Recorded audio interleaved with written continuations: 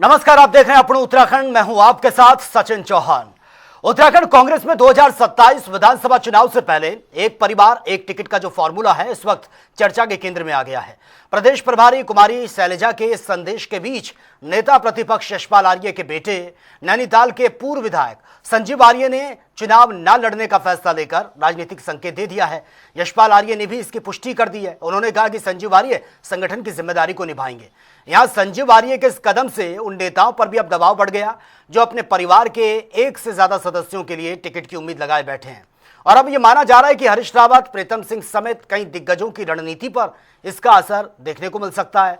वहीं बीजेपी में भी कई मौजूदा विधायकों के टिकट कटने की चर्चाएं तेज हैं। अब बड़ा सवाल यह है कि क्या कांग्रेस वास्तव में एक परिवार एक टिकट के फॉर्मूले पर सख्ती से अमल करेगी और क्या बीजेपी प्रदर्शन के आधार पर टिकट वितरण का एक नया मानदंड तय करेगी।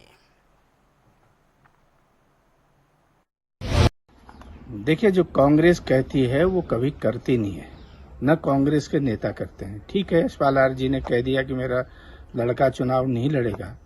क्या उनकी बात को हरक सिंह जी मान जाएंगे? उनका कोई चुनाव नहीं लड़ेगा। क्या हरीश रावत जी मान जाएंगे? क्या प्रीतम सिंह जी मान जाएंगे? क्या अन्य नेता जो अपने परिवार को आगे बढ़ाना चाहते हैं वो मान जाएंगे? और सबसे बड़ी बात यह है, जिस पार्टी की नींव परिवारवाद में हो, जिस पार्टी का केंद्रीय नेतृत्व परिवारवाद में विश्वास करता हो, अपने परिवार को आगे बढ़ाने की बात करता हो, आज अगर उसका प्रदेश नेतृत्व ये कहता है कि परिवार में केवल एक ही को टिकट मिलेगा, तो आप उसको कितना सही मानेंगे, कितना वो विश्वास करने लायक है? कि भारतीय जनता पार्टी के नेता कांग्रेस को नसीहत ना दें तो ही अच्छा है। जिस पार्टी के अंदर परिवारवाद की भरमार हो, राजनाथ सिंह जी के पुत्र पंकज किस वाद में आते हैं, ये भाजपा को बताना चाहिए। वसुंधरा राजे जी का पूरा आप चिट्ठा देख लीजिए, परिवारवाद की जड़ें आपको गहराई तक वहाँ पर मिलेंगी। तमाम जो नेता हैं भाजपा के, वो परिवारवाद को पल्लवित और पुष्पित कर रहे हैं। तो भारतीय जनता पार्टी को परिवारवाद पर बात करने का कोई अधिकार नहीं है। कांग्रेस पार्टी योग्यता के आधार पर काम करती है और जिस भी नेता में, कार्यकर्ता में जीत की संभावना नजर आती है, पार्टी के विचारों के प्रति उसका समर्पण दिखता है, ऐसे योग्य उम्मीदवारों को हम चुनाव मैदान में उतारते हैं। तो देखिए, जो एक नया फॉर्मूला तय किया गया है कांग्रेस की तरफ से, अब इसको लेकर तमाम सवाल भी उठ रहे हैं। इसी पर ही आज हम चर्चा भी करेंगे। कुछ खास मेहमान हमारे साथ बने हुए हैं, उनसे इंट्रोड्यूस आपका करवा देता हूं। प्रभा बडोनी हैं, प्रदेश प्रवक्ता हैं बीजेपी की, इस वक्त सीधा लाइव बनी हुई हैं। प्रभा जी, स्वागत है आपका जनता टीवी में। आशीष सैनी वो भी हमारे साथ जुड़े हुए हैं। आशीष जी, आपका भी स्वागत है। और अब से कुछ ही देर बाद जो वीरेंद्र शर्मा है, राजनीतिक विश्लेषक, वो भी हमारे साथ जुड़ेंगे। सबसे पहला सवाल प्रभा जी आपसे, कांग्रेस की तरफ से एक फॉर्मूला जो तय किया गया है, क्योंकि बार बार सवाल उठते थे कांग्रेस को लेकर कि भाई परिवारवाद की राजनीति करती है, डायनेस्टिक पॉलिटिक्स, अब उस टैग को हटाने का काम कांग्रेस कर रही है।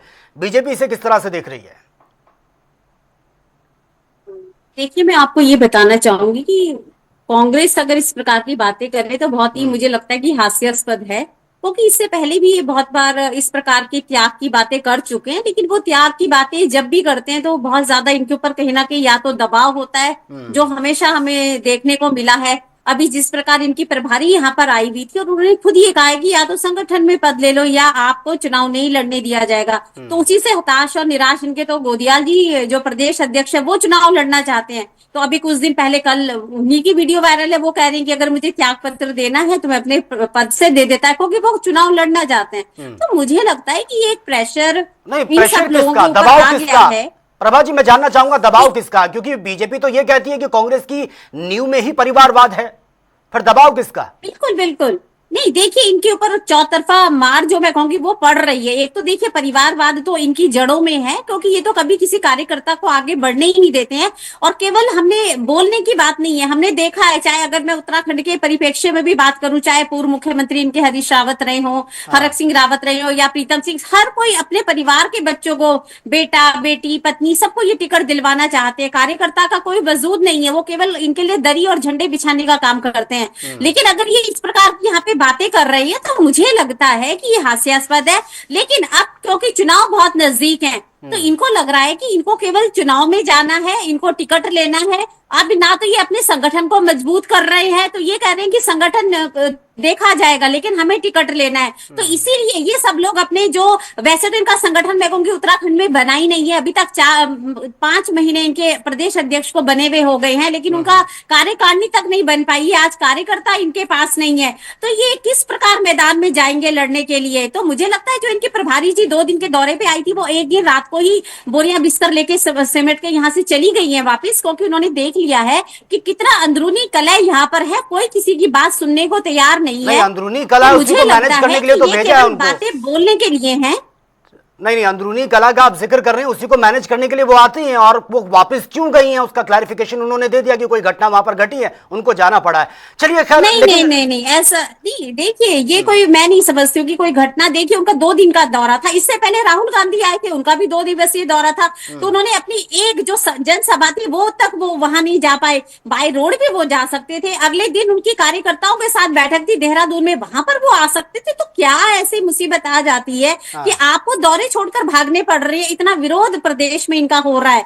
तो मेरे को लगता है कि जो संगठन के नेता है, 5 इनके नेता है, वही आपस में साथ नहीं बैठ सकते हैं। तो दिल्ली से जो लोग आ रहे हैं उनको भी ये लग रहा है कि यहाँ बैठने से अच्छा है इनको वहीं बुला लिया जाए और जो भी बातें वही कर ली जाए। तो उत्तराखंड में तो देखिए आज कांग्रेस इस मैं कहूँगी रसातल में चली गई है कि ना इनके पास नेता है, जो नेता है वो आपस में लड़ रहे हैं। और कार्यकर्ताओं का तो क्या कहना है, जिनकी 5 महीने में अभी तक कार्यकारिणी तक ना बन पाई हो।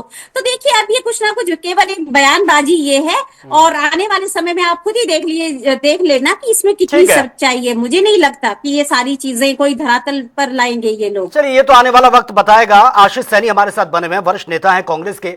आशीष सैनी जी, नया फॉर्मूला तय किया है कांग्रेस ने, लेकिन बीजेपी कह रही है कि कथनी और करनी में बहुत फर्क है। ये कहते तो हैं, लेकिन इनमें तो भगदड़ मची रहती है कि हमारे परिवार को 2-2, 3-3 टिकट मिले। वो कह रहे हैं कांग्रेस की नींव में ही डायनेस्टिक भरा हुआ है। डायनेस्टिक पॉलिटिक्स तो एक टैग है कांग्रेस का, उससे इतर कैसे जा सकती है कांग्रेस? देखिए, सबसे पहले मैं बता दूं कि परिवारवाद इस शब्द की बात भाजपा करती है। तो परिवारवाद इसलिए कहती है कि कांग्रेस के राष्ट्रीय जो नेता हैं राहुल गांधी जी, सोनिया गांधी जी, प्रियंका गांधी जी, इनको लेकर ये बात करते हैं। मैं इनको बता दूं कि गांधी परिवार पर पूरे देश के सभी लोगों का विश्वास है, इसीलिए हमारी लीडरशिप में गांधी परिवार शामिल है। अब मुझे आप इनके, क्योंकि नेताओं के मैं वो टिप्पणी करना नहीं चाहता था, लेकिन मुझे मजबूरी में करना पड़ा। इनकी पार्टी में सब लोग अविवाहित हैं, तो ये अविवाहित होने को ही श्रेष्ठ मानते हैं। तो जितने विवाहित, अब ये विवाहित अविवाहित वाला चैप्टर कहाँ से आ गया सर? यहाँ बात हो रही है परिवारवाद की। मुद्दे से भटकने, मुद्दे को ये अलग दिशा में ले जाना चाहते हैं, क्योंकि आज बोलने के लिए इनके पास कुछ नहीं है। परवादी, अगर आप डिबेट करने लायक नहीं है तो आप कृपया थोड़ी देर के लिए मेरी बात सुन लें, फिर आपको मैं पूरा समय दे दूंगा। मेरा भी समय आप रखिएगा। नहीं, तो आप ये बात का आरोप लगाकर कि कांग्रेस परिवारवाद की राजनीति करती है, जवाब दे नहीं रहे हैं, मुद्दे को इधर से उधर भटका रहे हैं। अधिक परिवारवादी लोग भारतीय जनता पार्टी में शामिल कर लिए हैं। भारतीय जनता पार्टी के वर्तमान में लगभग 125 सांसद परिवारवादी विचारधारा से आए हुए हैं। राज्य के अंदर नीतू खंडूरी कौन है, जरा बता दीजिए कौन है। इसी तरह से परिवारवाद तो बीजेपी के अंदर भी है। और जिन यशपाल आर्य जी ने आज कांग्रेस की लीडरशिप के बात को मानते हुए अपने बेटे संजीव आर्य को कहा कि वो नहीं लड़ेंगे चुनाव, संजीव आर्य ने भी इसकी पुष्टि की है। उनको टिकट किसने दिया था? इन्होंने दिया था, यशपाल आर्य जी और उनके पुत्र को। तो जब इनके यशपाल आर्य जी ने अपने पुत्र को टिकट बीजेपी से दिया, तब तो परिवारवाद था नहीं। आज यशपाल आर्य जी कांग्रेस में आकर अपने पुत्र को टिकट न देने की बात कर रहे हैं, तो ये उनको परिवारवादी बता रहे हैं। नीतू खंडूरी से लेकर अभी बंशीधर भगत भी कह रहे हैं टिकट मेरे बेटे को मिलना चाहिए। और मैं कितने नाम गिनवाऊं जो इनके आज राज्य के अंदर भी परिवारवादी लोग चल रहे हैं। इसीलिए ये शब्द कहना बीजेपी की राजनीति में इनके शब्दकोश से बाहर इसलिए है क्योंकि सबसे अधिक परिवारवादी विधायक सांसद इन्हीं के आए। अब मैं दूसरे विषय पर आता हूँ। इन्होंने कहा प्रभारी जी 1 दिन में चली गई या 2 दिन में चली गई। भाई, आप अगर प्रभारी के शब्द पर का उपयोग कर रहे हैं तो आप बता दीजिए ना, आपके प्रभारी यहाँ उत्तराखंड में क्या कांड करके गए हैं और क्या राजनीति कर रहे हैं। आपके प्रभारी अपनी ही पार्टी के विधायक के खिलाफ रिपोर्ट लिखवाकर उसे जेल भिजवाने का काम कर रहे हैं। ये कौन सी अनुशासन बता रहे हैं आप? अरविंद पांडे को आपने एक नोटिस जारी किया अवैध अतिक्रमण, अवैध निर्माण का, क्या हुआ उस नोटिस का? जैसे अनिल बलूनी और त्रिवेंद्र सिंह रावत सामने आए, आपके पार्टी के लोग तुरंत लेकिन अरविंद पांडे खुश हैं, खुद मुख्यमंत्री मिलकर आ गए उनसे, उनकी टेंशन आप छोड़ दीजिए।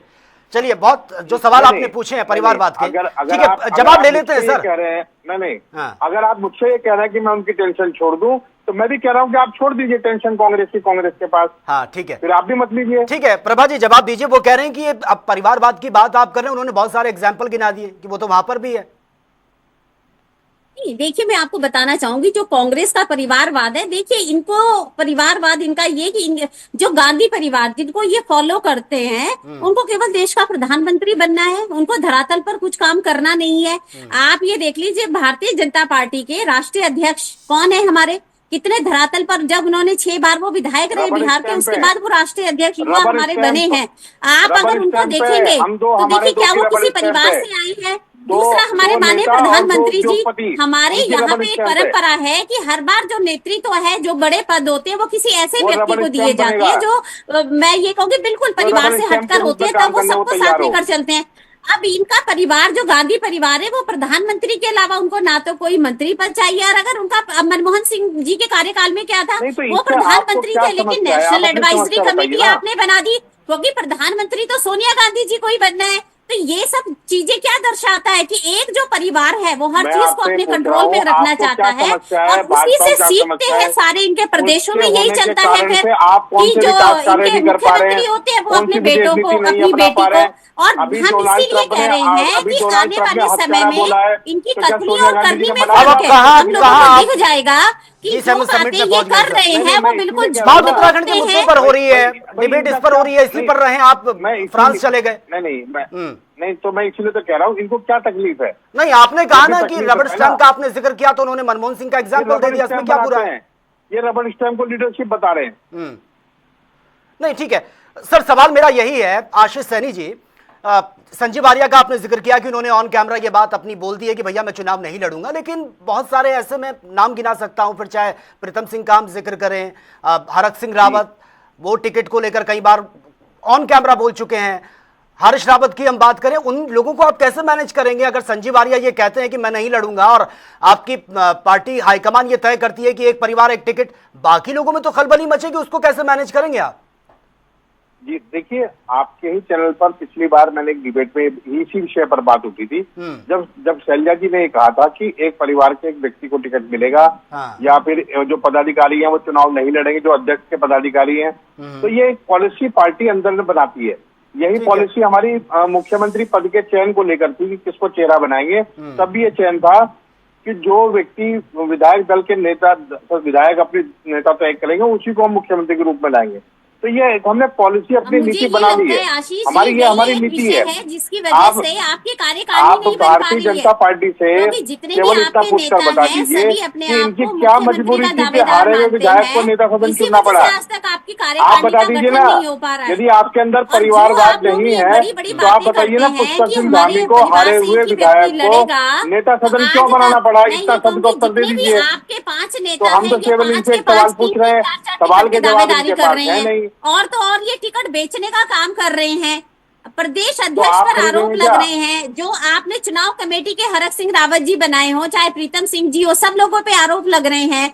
तो आप ये बताइए, चुनाव के आपके पास कार्यकर्ता नहीं है, लेकिन आपको यहाँ पर भी ये दिखाई देता है कि किसको हम टिकट देंगे, कौन कितने ज्यादा पैसे हमें दे सकता है। तो आज आपको नहीं है, कौन क्या कर रहा है, इनको क्या तकलीफ हो रही है, इनकी अपनी तकलीफ समझ अगर आप अपने एक सवाल पूछा गया कि फॉर्मूले पर कांग्रेस जो है वो अमल करेगी या नहीं करेगी। ठीक है, वीरेंद्र शर्मा भी हमारे साथ बने हैं। इतनी अंतर कलह है कि आप बड़े बड़े प्रवचन दे रहे हैं कि हमारी पार्टी से एक ही व्यक्ति लड़ेगा, हमारे परिवार से एक ही लड़ेगा। चलिए सर, मैं आप दोनों को रोकना चाहूंगा, वीरेंद्र शर्मा हमारे साथ बने हुए हैं, राजनीतिक विश्लेषक है।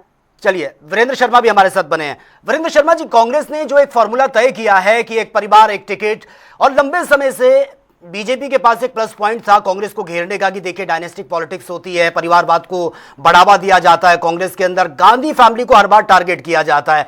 क्या इस जो ये तय किया गया कांग्रेस की तरफ से वाकई जमीनी स्तर पर ये एग्जीक्यूट कर पाएगी कांग्रेस, या सिर्फ अभी कहा जा रहा है? क्योंकि अंदर खाने खबरें ये भी हैं कि बहुत से ऐसे दिग्गज हैं जो अपने परिवार को टिकट दिलाना चाहते हैं, अचानक से ये आदेश आ गया, क्या ये फॉलो कर पाएगी कांग्रेस? देखिए, मैं आपको बताना चाहता हूं जी, ये ये बिल्कुल लोकतंत्र के लिए अच्छा संकेत नहीं है कि किसी मंत्री का बेटा ही आगे जाके चुनाव लड़ेगा या उसको टिकट मिले। फिर हमारा जो इतना बड़ा जो जनतंत्र है, इतने लोग टैलेंटेड है जो आज आगे आना चाहते हैं, चाहे वो कांग्रेस में क्यों नहीं है, चाहे वो बीजेपी में भी क्यों नहीं है, लेकिन सबकी राजनीतिक इच्छाएं हैं, देश के लिए कुछ करना चाहते हैं, प्रदेश के लिए कुछ करना चाहते हैं। ठीक है। तो उन संगठन कार्यकर्ताओं का क्या होगा जो रातों दिन उनके साथ सड़कों में घूम रहे हैं, कार्य कर रहे हैं, बाद में टिकट मिलेगा सिर्फ यशपाल आर्य जी के बेटे को ही मिलना चाहिए वहां से, ऐसा क्यों? राइट। पहला क्वेश्चन तो ये है। देखिए, परिवारवाद सिर्फ उसको नहीं बोलते हैं कि किसी नेता के बेटे से ही, एक जाने माने नेता का बेटा ही, सिर्फ गांधी परिवार के ही लोग चुनाव नहीं लड़ सकते या वो लोग लड़ रहे हैं तो उसे परिवारवाद बोलेंगे, या मुलायम सिंह के परिवार के जितने परिवारवाद दोनों पार्टियों में है। बीजेपी में भी भरमार परिवारवाद के एग्जाम्पल है और कांग्रेस में भी। और इतने सारे नेता है हमारे देश में, अगर हम गिनवाने लग जाए कि जिसका रिश्ता किसी उस परिवार से है जो पहले से राजनीतिक परिवार है, तो आप और मैं एक दिन पूरा लग जाएगा और हम इस गिनती को समाप्त नहीं कर पाएंगे। देखिए, परिवारवाद तो उसको कहते हैं समाप्त करना कि अगर आप किसी पुराने नेता, यशपाल आर्य जी इतनी बार खुद लड़ चुके हैं, तो अब आगे अपने बेटे के लिए भी टिकट मांगने की अभी से दावेदारी कर रहे हैं, तो ये तो परिवारवाद का सबसे बड़ा एग्जाम्पल है। नहीं, लेकिन संजीव आर्य ने मना कर दिया ना, उन्होंने कहा कि मैं नहीं लड़ना चाहता ये इलेक्शन, जो अपकमिंग इलेक्शन है 2027 का, उन्होंने जिक्र किया है। खुद नहीं लड़ना चाहते, उम्र का तकाजा देते हुए खुद नहीं लड़ना चाह रहे, परंतु अपने बेटों के लिए तो मांग रहे हैं ना। नहीं, पहली बात तो मैं इनको बता दूं पत्रकार महोदय को कि वो मांग नहीं रहे हैं, उन्होंने मना किया है कि हम नहीं लड़ेंगे। उन्होंने पार्टी की पॉलिसी का समर्थन किया है। टिकट मांगने का दावा भी ठोक चुके वो। सर, आपको जानकारी होनी चाहिए, 2022 में वो नैनीताल से बीजेपी के टिकट पर विधायक चुने जा चुके हैं। 2022 में चुनाव हारे हैं वो ठीक है, वो विषय ठीक है। आप परिवारवाद ये कैसे ठीक है? मतलब एक ही नियम बीजेपी में है तो ठीक है और कांग्रेस में तो खराब है। नहीं, हमने दोनों पार्टी के लिए कहा, हमने ऐसा कहा ही नहीं कि बीजेपी में ही ठीक है। हमने कब बोला ऐसा? मैंने कहा कि कोई भी मैं आपको निवेदन पूर्वक एक बात बताना चाहता हूँ, परिवारवाद कहाँ पर नहीं है। हिंदुस्तान का कौन सा उद्योग, कौन सा कारोबार, कौन सी नौकरी में परिवारवाद नहीं होता? कौन व्यक्ति अपने बच्चों को अपनी फील्ड में आगे नहीं बढ़ाता?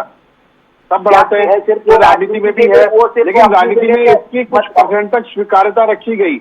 लेकिन भारतीय जनता पार्टी ने परिवारवाद के नाम पर जो नंगा नाच पूरे देश में किया है और उसका आरोप कांग्रेस पर लगा रहे हैं। तब मैं कह रहा हूँ 125 सांसद परिवारवादी है और आरोप कांग्रेस पर लगा रहे हैं, जहाँ पर एक या दो सांसद है। परिवारवाद कांग्रेस नहीं कर रही है, बीजेपी भी कर रही है, तो कांग्रेस तो उससे ज्यादा कर रही है। चलिए, प्रभा जी भी हमारे साथ बनी हुई हैं। प्रभा जी, सीधा सीधा सवाल यही है, क्योंकि अभी एक सर्वे बीजेपी की तरफ से भी किया गया था कि बहुत से ऐसे विधायक जिन्होंने काम नहीं किया उनके टिकट कट सकते हैं, तो इसको लेकर खलबली तो बीजेपी में भी मचने वाली है अगर टिकट कटते हैं। बहुत से उम्मीद लगाए बैठे, और हमसे पहले तस्वीरें भी हमने देखी हैं कि ऐन वक्त पर जब टिकट नहीं मिलता तो तुरंत पाला बदल दिया जाता है। बहुत से ऐसे कार्यकर्ता जो लंबे समय से आपसे जुड़े हुए हैं, उनकी उम्मीदें परवान नहीं चढ़ती, या फिर मैं ये कहूं कि उनको टिकट नहीं मिलता, वो भी धीरे धीरे सुस्त पड़ जाते हैं। तो अब कैसे मैनेज करेगी जो सर्वे आपने किया और उसके बाद उन्होंने काम नहीं किया तो उनके टिकट कट जाएंगे? और अगर बाहर से आते हैं दिग्गज छोड़कर, क्योंकि कांग्रेस ने जो शर्त लागू की है कि एक परिवार एक टिकट, वहां से अगर कोई ये छोड़कर आता है आपकी पार्टी में, उनको कैसे मैनेज करेंगे? ये बहुत बड़ा चैलेंज है बीजेपी के लिए। देखिए, मैं आपको इसीलिए यही बात मैंने शुरू में कही थी कि अभी हमारे राष्ट्रीय अध्यक्ष नितिन नवीन जी आए थे उत्तराखंड दौरे पर। हाँ हाँ। और उन्होंने स्पष्ट यही संगठन के साथ जब उनकी बैठक हुई थी तो उन्होंने साफ शब्दों में ये कह दिया है जी। कि हमारे संगठन में ये देखा जाएगा। और सर्वे देखिए, मैं आपको बता दूं, हमारे 2-3 सर्वे हो चुके हैं और उन्होंने साफ कहा है कि अगर हम ये कह रहे हैं कि भारतीय जनता पार्टी विश्व की नंबर 1 पार्टी है तो कार्यकर्ता को धरातल पर काम करना पड़ेगा। अगर जो पूर्व में विधायक रहे हैं और अब उनकी लोकप्रियता नहीं है, उनका काम का आकलन किया जाएगा कि जो काम उन्होंने धरातल पर किए हैं या नहीं किए हैं। और अगर उस सर्वे में उनका जो काम है, उनकी जो जनता के बीच में लोकप्रियता है वो कम पाई गई तो उनको नहीं, टिकट लेकिन नहीं प्रभा दिया जी जाएगा। सवाल तो ये भी उठ रहा है ना कि 5 साल में क्या सर्वे बीच में कभी हुआ ही नहीं? अगर वो काम नहीं कर रहे थे तो ये भी तो एक रिस्पॉन्सिबिलिटी बीजेपी की बनती है, सरकार की बनती है कि भैया उन पर दबाव बनाया जाए, उनसे रिपोर्ट कार्ड लिया जाए, फीडबैक लिया जाए। अब जब चुनाव नजदीक आ गए फिर उसके बाद अब सर्वे होता है, पता चलता है काम नहीं हुआ, हम टिकट नहीं देंगे। पिसा कौन? नहीं, आम मैं ये जनता। आपको बताना चाहूंगी। देखिए, जहां तक रिपोर्ट कार्ड की बात है, भारतीय जनता पार्टी में तो आपने देखा हो जाए केंद्र में हमारे माननीय प्रधानमंत्री जी हो, वो भी जो केंद्रीय कैबिनेट मिनिस्टर है उनकी समय समय पर उनसे रिपोर्ट कार्ड लिया जाता है। चाहे हमारे माननीय मुख्यमंत्री जी हो, वो भी रायशुमारी करते हैं। और देखिए, कहीं ना कहीं से हर विधानसभा क्षेत्र में उनका दौरा रहता है और पता चल जाता है कि कहाँ पे क्षेत्र में जनता के बीच में काम हो रहा है या काम नहीं हो रहा है। ठीक तो है। मुझे लगता है निश्चित तौर पर वो विधायक जो लोग क्षेत्र में एक्टिव है, देखिए वो भी आगे उसको अच्छे से कर ही रही है। लेकिन जिन्होंने काम नहीं किया है उनके लिए चिंता का विषय होगा, क्योंकि संगठन जो भारतीय जनता पार्टी का है वो यहाँ पे कार्यकर्ताओं का बहुत बड़ा सम्मान है। और अगर कार्यकर्ताओं के बीच में और संगठन के बीच में रहकर कुछ रायशुमारी इस बात की ली जाती है कि कौन कार्यकर्ता विधायक, चाहे वो पूर्व में अभी मैं कहूंगी प्रेजेंट में वो सिटिंग विधायक हो या आने वाले समय में अगर हमें सीट में लगता है कि इन विधायक का रिकॉर्ड अच्छा नहीं है, तो मुझे नहीं लगता कि पार्टी को बिल्कुल भी संकोच होगा इस बात का कि वो दोबारा वहां कोई नया चेहरा देगी। क्योंकि पार्टी को अच्छे चेहरे की तलाश रहती है जो हमेशा जनता के बीच में उपलब्ध रहे। और मुझे लगता है कि ये उन लोगों के लिए जरूर चिंता का विषय होगा जिन्होंने जनता के लिए काम नहीं किया होगा। चलिए ठीक है, समय का अभाव है मेरे पास। वीरेंद्र शर्मा जी, मैं एक और चीज जानना चाहूंगा, क्योंकि जिस तरह से ये बात निकलकर सामने आती है, कांग्रेस को लेकर हमेशा से ये सवाल उठता था कि भाई परिवारवाद की राजनीति करती है। अब जो शर्तें लागू की गई है, जो मानदंड तय किए गए हैं कांग्रेस की तरफ से, क्या इसका बहुत बड़ा इम्पैक्ट पड़ेगा? क्योंकि गुटबाजी वो भी समय समय पर देखने को मिलती है, नाराजगी भी समय समय पर देखने को मिलती है, और हरीश रावत तो कई बार नाराज भी हो जाते हैं, उनको मनाना पड़ता है। नहीं, हम तो चैलेंज करते हैं कि बीजेपी में लागू कर रहे हैं, बीजेपी को अपने आप कि एक परिवार को टिकट मिलेगा। राय दी है कि अगर कांग्रेस दोबारा यहाँ पर सत्ता में आना चाहती है तो कांग्रेस में जो अंदरूनी खाने में जो गुटबाजी है, पहले सबसे पहले उससे छुटकारा पाना होगा, उससे उभरना होगा। और अपने जो नेता है जिनको उन्होंने पद दिए हैं उनकी बातों का पालन करना होगा, उनके हिसाब से कार्य करना होगा। चाहे वो आज के उनके प्रदेश अध्यक्ष है या जो भी जिस तरीके की जिनको चुनावी रणनीति में जो भी भागीदारी दे रखी है, अगर कांग्रेस को फिर से हार का मुंह देखना पड़ सकता है। ठीक है। क्योंकि इस प्रदेश में कांग्रेस अपनी जमीन धीरे धीरे हो चुकी है। ठीक है। ये सच्चाई है, कांग्रेस समझे ना समझे इस बात को। चलिए, बहुत बहुत बड़ा मैसेज है और सलाह भी है कांग्रेस के लिए। चलिए, बहुत बहुत शुक्रिया आप तीनों मेहमानों का इस डिबेट का हिस्सा बनने के लिए। तो देखिए, जैसे जैसे चुनाव नजदीक आ रहे हैं, आरोप प्रत्यारोप तो एक दूसरे पर लगाए जा रहे हैं, लेकिन अब जो शर्तें लागू की गई हैं या फिर जिस तरीके से मानदंड तय किया गया है, उसका कितना बड़ा इंपैक्ट आने वाले वक्त में पड़ेगा, यह देखना दिलचस्प होगा। तो फिलहाल मेरे साथ इतना ही, लेकिन तमाम खबरों के लिए आप बने रहिए जनता टीवी के साथ। नमस्कार।